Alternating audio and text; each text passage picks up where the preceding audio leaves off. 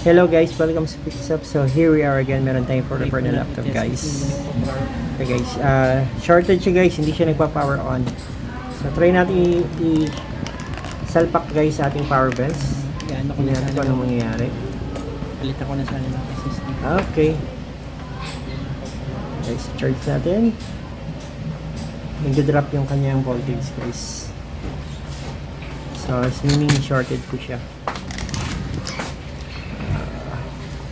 Try natin i-check guys using ating thermal camera. So, nagmamadali tayo. Then, meron pa tayong kailangang i-check guys. So, salpak natin itong charging natin na nakakonect sa power bands. Okay, power on natin yung power bands natin. Ayun, nakita nyo guys, bilis. So ano kaya to?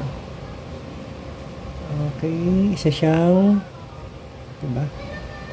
Ito, isa siyang MOSFET. Okay, hindi ko alam kung yan is first MOSFET o second MOSFET. Try natin i-check sa microscope. Check natin guys sa microscope Okay. Okay guys, try natin i-check using ating microscope. Set natin sa ating diode mode. Okay. So guys, ito yung nakikita natin umiinit. Ito. Ito yung umiinit sa atin guys, kaya nasa thermal camera yung chinek natin. So check tayo dito guys. Okay. Wala. Okay. Okay. Yun. Ito. Grounded. Shorted siya guys. Shorted tong ating source sa first MOSFET. Of course, shorted din to sa second MOSFET. Na-connect sa source sa first MOSFET. Yan. So, yan. Ganito kasi ganyan guys. Ito yung ating charging pin. Dito natin kinoconnect yung ating charger. Once na sinalapak natin yung charger natin dito guys, papasok sa 19 volts. Yan, magpo-provide siya ng 19 volts dito guys. Tapos dadaan sa current sensor o inductor. Tapos papasok dito sa drain ng first MOSFET, lalabas dito sa source. Dito. Tapos si source nakakonect naman dito sa second MOSFET, yung kanyang source, tapos lalabas dito sa drain. 19 volt dapat dito. Ayan. Ganyan guys. Kaya ito, wala. Yan, shorted siya guys. Shorted din to. Try natin tanggalin to guys. Tanggalin natin tong first MOSFET.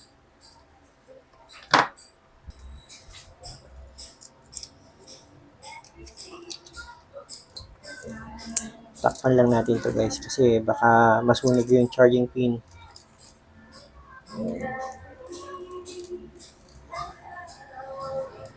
Okay.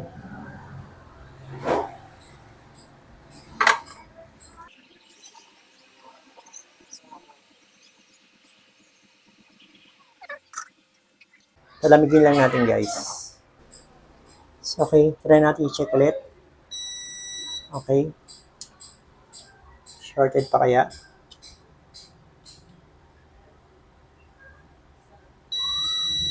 Shorted pa rin.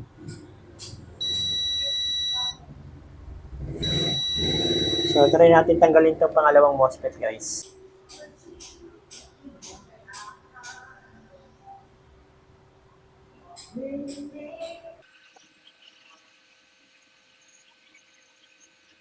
So, palamigin lang natin guys. So, check natin ulit. So, wala na. Wala na yung shorted niya guys. Oo. Dito naman ang short. Hindi. Okay. Dito. So, shorted pa rin siya guys.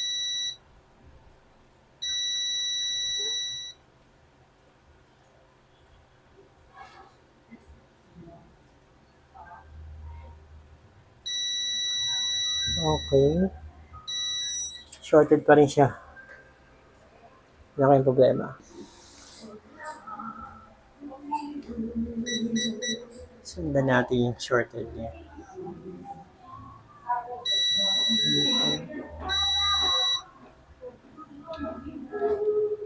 Mula rito, pag ganyan, papunta pa ganyan, dadaan dito sa resistor, current resistor, pupunta rito. May connection ba dito? Wala naman. So, walang connection dito. Mangyayari, dadaan dito ang 19 volt, dito at dito, sa power management na to. Dito tayo mag-inject yung 19 volt. Inject tayo dito ng 19 volt, guys. Kala ko, guys, ano na tayo na mabilisan na sana ng trabaho yun eh. No, hindi pa pala. Kala ko yung first MOSFET na kagad eh. Pero bakit kayo uminit yung first MOSFET? Pero kayo na chinek natin to, hindi naman to grounded dito. So what happened? Ano nangyari?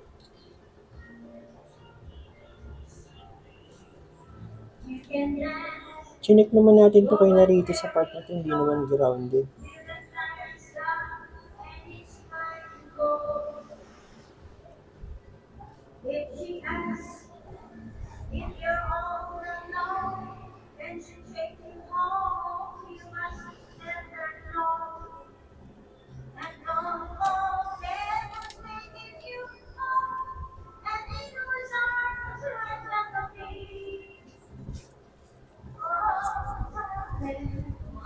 Diba?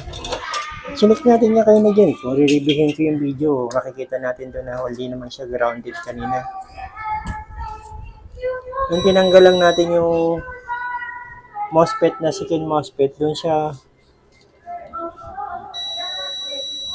na-ground. At bakit?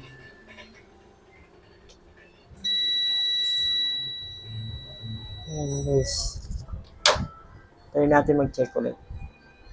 Guys, try natin ulit sa thermal camera para mabilis tayo. So, hindi pala yung first MOSFET yung may problem, pero may init din yun eh. Try natin mamaya i-check yung first MOSFET on manual using yung diode mode. So, tayo guys. Ito. Ano ito? Coil? Isa siyang coil. Sa likod yan guys. Try natin check sa likod. Pointed natin.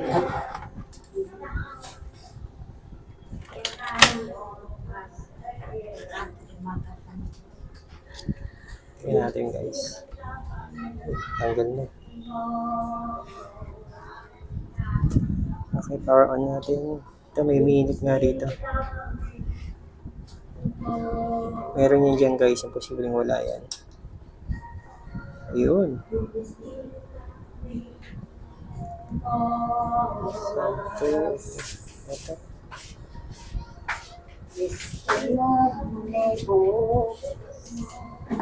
Hindi ko ma-pinpoint kung alin yan. Kuha tayo ng pin.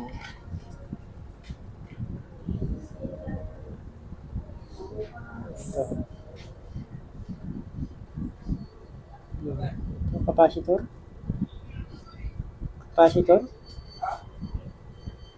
Ito. Ito guys, umiinit. Check natin.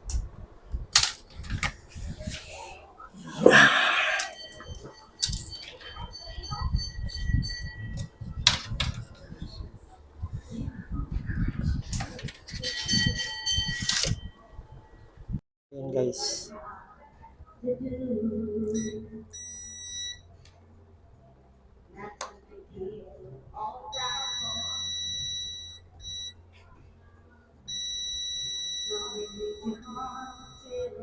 Ito. Kaya natin tanggalin to guys.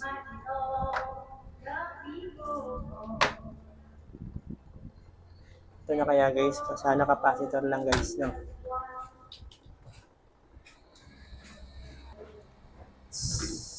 Na guys. Ito na kaya. Iswertihin na ba tayo rito?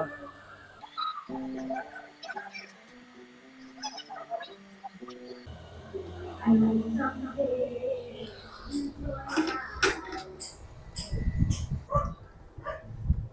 check natin guys.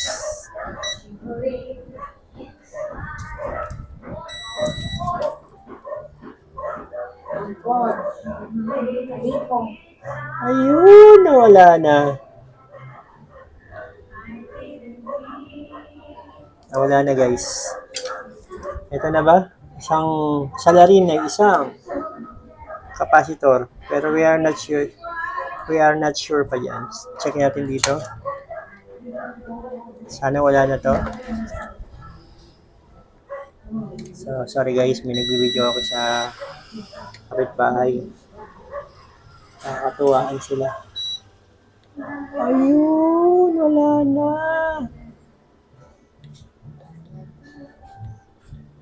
Isa lang palang capacitor. So, wala na guys.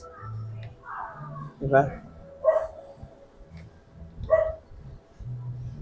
So, yung capacitor din pala yung salarin. Okay. Try natin balik yung MOSFET.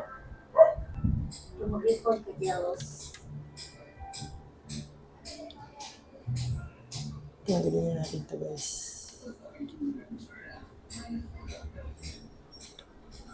Okay.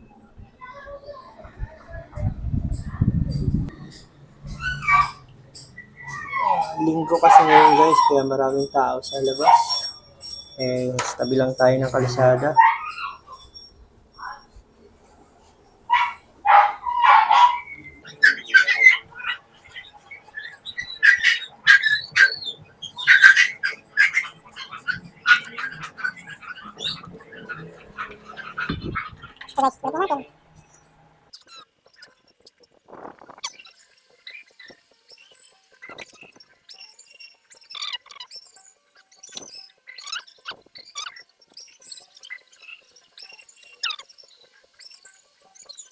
Hindi natin natakpan tong guys. Yung charging pin, pero okay lang, medyo na nahagipan ng ng init. Okay.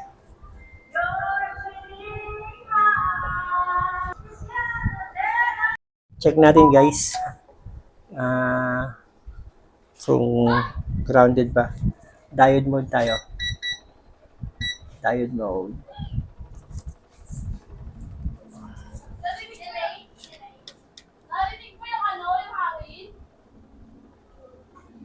Okay. Okay. Okay. Okay. Okay. Guys, okay na. Okay na rin siya. Kita niyo ba? Diba? Yan. Okay. Okay. Okay. Okay na.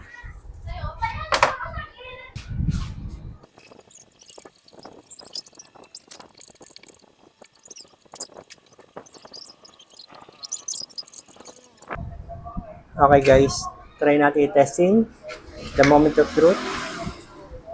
Power on. Okay, hindi na nagda-drop yung kanyang voltage. Hindi na nagda-drop. Okay, power on. Yun. Okay, guys, thank you very much for watching guys. God bless po. Bye-bye you.